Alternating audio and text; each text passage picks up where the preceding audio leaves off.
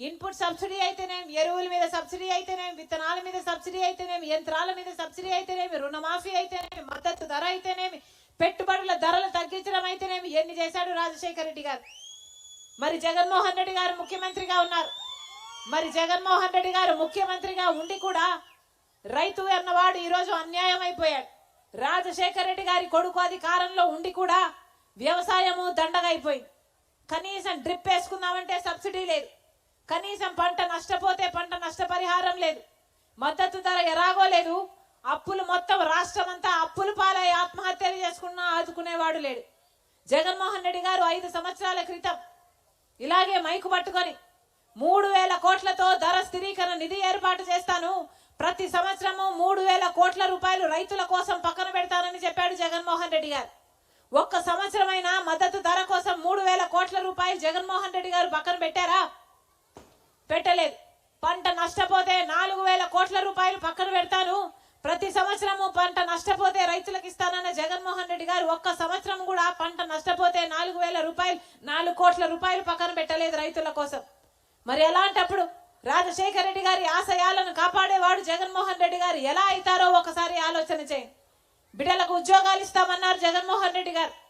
సంక్రాంతి వచ్చినప్పుడు అలా job calendar వస్తుందన్నాడు Jaganmohan Reddy గారు. జగన్మోహన్ రెడ్డి గారు ముఖ్యమంత్రి అయ్యి ఎన్ని సంక్రాంతులు వచ్చాయన్నా? ఎన్ని సంక్రాంతులు పోయాయన్నా? 5 సంక్రాంతులు వచ్చాయి పోయాయి. ఎన్ని జాబ్ క్యాలెండర్లు వచ్చాయి? గుండు సున్నా. ఒక్క జాబ్ క్యాలెండర్ కూడా రాలేదు. 2,30,000 ఉద్యోగాలు ఖాళీగా ఉన్నాయని జగన్మోహన్ రెడ్డి గారు 5 సంవత్సరాల కింద చెబితే అదే 2,25,000 ఉద్యోగాలు ఈ రోజు వరకు కూడా ప్రభుత్వ శాఖల్లో ఖాళీగా ఉన్నాయి. మరి ఎందుకు భర్తీ చేయలేదు? 5 సంవత్సరాలుగా ఏం చేసినట్టు? గుడ్డి గుర్రాలకు పలుదోమారా? ఏం చేశారు? ఎందుకు వేయాలన్నా వీళ్ళకు ఓట్లు? జగన్మోహన్ రెడ్డి గారైనా చంద్రబాబు గారైనా ప్రజల గురించి ఎప్పుడు ఆలోచన చేశారు? మనకు ప్రత్యేక హోదా రాలేదు, పోలవరం లాంటి ప్రాజెక్టులు కట్టుకోలేదు, కనీసం రాజధాని ఉందా అంటే రాజధాని ఉందా మనకు? అందరికీ అన్ని ఉన్నాయి కదా, బెంగళూరు ఉంది, హైదరాబాద్ ఉంది, చెన్నై ఉన్నాయి. మనకేముందన్నా? మనకేముంది? చేతిలో చిప్పు ఉంది, నెత్తి మీద కుచ్చు టోపీ ఉంది. ఏమైంది? రాజధానిని భ్రమరావతి, అమరావతిని కాస్త భ్రమరావతిని చేశాడు చంద్రబాబు గారు. సింగపూర్ కదా తలపిస్తానన్నాడు, 3D సినిమాలు చూపించాడు. తీరా చూస్తే ఒక్క పర్మనెంట్ బిల్డింగ్ కూడా కట్టలేదు చంద్రబాబు గారు. అలాగే జగన్మోహన్ రెడ్డి గారు ఒక్క రాజధాని సరిపోదన్నాడు, 3 రాజధానిలు కడతానన్నాడు. అయినాయా అన్నా? 3 అయినాయా? తీరా చూసుకుంటే వెనక్కి చూసుకుంటే 10 సంవత్సరాలు అయింది రాష్ట్రం ఏర్పడి. మనం ఏమి సాధించుకున్నాం? కనీసం 10 సంవత్సరాలలో పట్టుమని 10 కొత్త పరిశ్రమలైనా వచ్చాయా మన రాష్ట్రానికి? మన బిడ్డలు ఉద్యోగాలు వచ్చాయా? మరి ఎందుకు వేయాలన్నా టీడీపీ కానీ కాంగ్రెస్ వైఎస్ఆర్సీపీ కానీ ఓట్లు అని అడుగుతున్నాం. అందుకే చెప్తున్నాం, ఈరోజు కాంగ్రెస్ పార్టీ మాత్రమే ప్రజల పక్షాన నిలబడిన పార్టీ, కాంగ్రెస్ పార్టీ మాత్రమే ప్రత్యేక హోదా తేగలిగే సత్తా ఉన్న పార్టీ, కాంగ్రెస్ పార్టీ మాత్రమే రాజధాని కట్టే సత్తా ఉన్న పార్టీ. మీరు ఆశీర్వదించండి. రాజశేఖర రెడ్డి బిడ్డగా నేనే ఎంపీగా పోటీ చేస్తున్నాను. ఈ కడప స్థానం నుంచి, ఈ కడప ఎంపీ లోక్సభగా రాజశేఖర రెడ్డి గారు ఎంపీగా పనిచేశారు. అలాగే వివేకానంద రెడ్డి గారు ఎంపీగా పనిచేశారు. ఇద్దరి సేవలను అందుకున్నారు ఈ ప్రజలు, అదృష్టవంతులు. రాజశేఖర రెడ్డి గారు ముఖ్యమంత్రిగా అద్భుతమైన పథకాలు చేస్తే వివేకానంద రెడ్డి గారు ఎప్పుడూ ప్రజలకు అందుబాటులో ఉన్న నాయకుడు.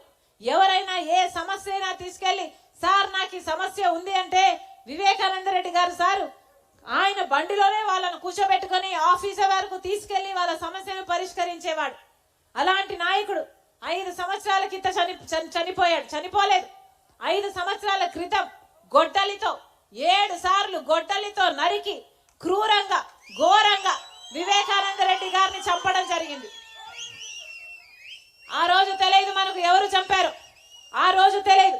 కానీ ఇప్పటికి 5 సంవత్సరాలు అయింది.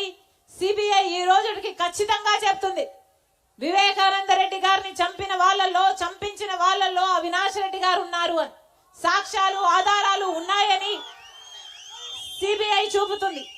గూగుల్ మ్యాప్స్ చంపిన వాళ్ళు అంత ముందు రోజు కలుసుకున్నారు, ఆ రోజు కలుసుకున్నారు అని గూగుల్ టేక్అవుట్ మ్యాప్స్ లో స్పష్టంగా కనిపిస్తుంది అని సిబిఐ ఆధారాలు చూపుతుంది. అలాగే ఫోన్ కాల్ రికార్డ్స్, చంపిన వాళ్ళు, చంపించిన అవినాష్ గారు ఫోన్లలో మాట్లాడుకున్నారు అని ఆధారాలు చూపుతుంది.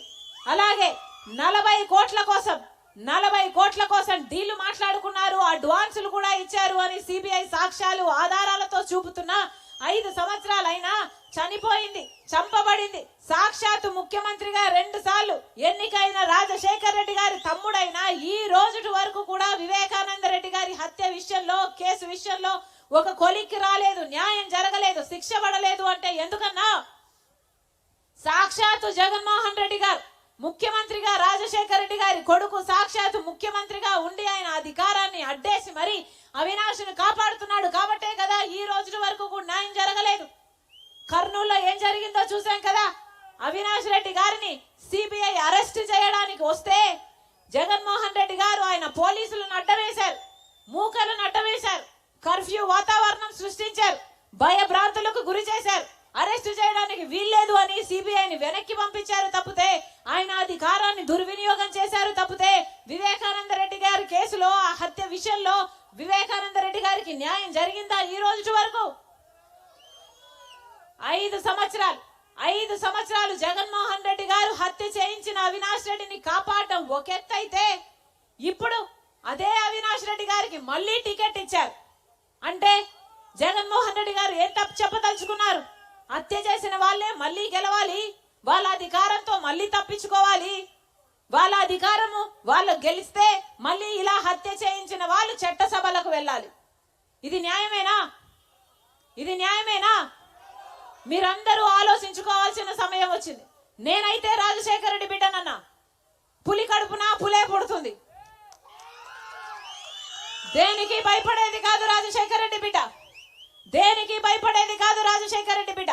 అలాగని అన్యాయం జరుగుతుంటే సహించేది కూడా కాదు రాజశేఖర రెడ్డి బిడ్డ.